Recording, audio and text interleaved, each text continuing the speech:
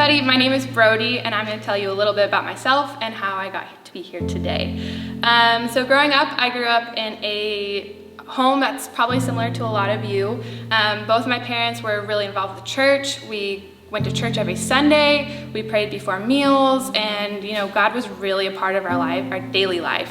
But unfortunately, when I was about 11, that all kind of took a different turn.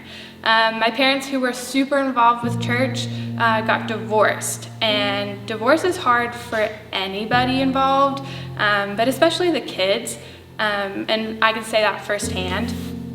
And so while I was going to a Christian school and knew who God was, I didn't have a personal relationship with him up until that point. And so when they got divorced, everything kind of changed in my life. Like physically, I was living in two different houses that were not the home I grew up in. I was asked to go to a different school and, away from all of my friends. I didn't know anybody, and that was super hard. And so instead of turning to what I knew and the friends that I had gone to church with or were a part of my Christian school, I went pretty much the opposite way. I found friends who did not have my best interests at heart and, encouraged me to do things that I knew were wrong, but, if they were doing it, why can't I, was kind of the mentality I had.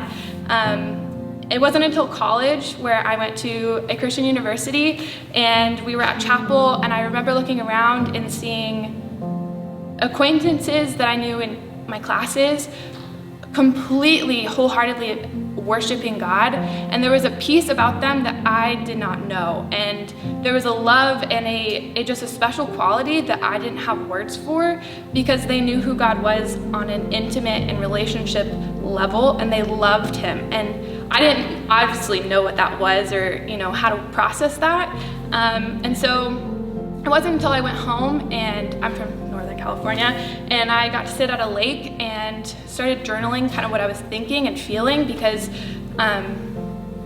oftentimes I have thoughts that go through my head and I have no way of really processing them until I write them down and then can reread them back. So that was super helpful for me, and as I was writing down kind of what I was thinking and reflecting on those acquaintances in chapel and their worship and just a peace and a quality that I didn't know, I realized I just needed God. I wanted that. I wanted that love. I wanted that peace. I wanted that to know God at a level that, I had never known him before. And so that day, I gave my life to Jesus, and it has been an incredible journey. And everyone's journey looks different, but mine has been blessed in more ways than I even realize now.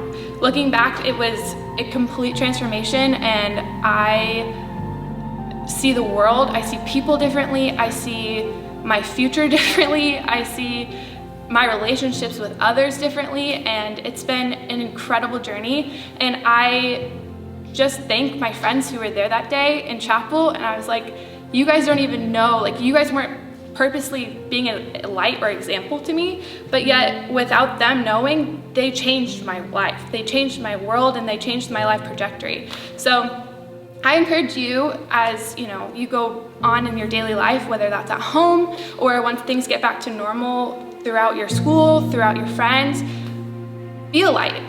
Be thinking about that, because you never know who's watching, and it could really change somebody's life.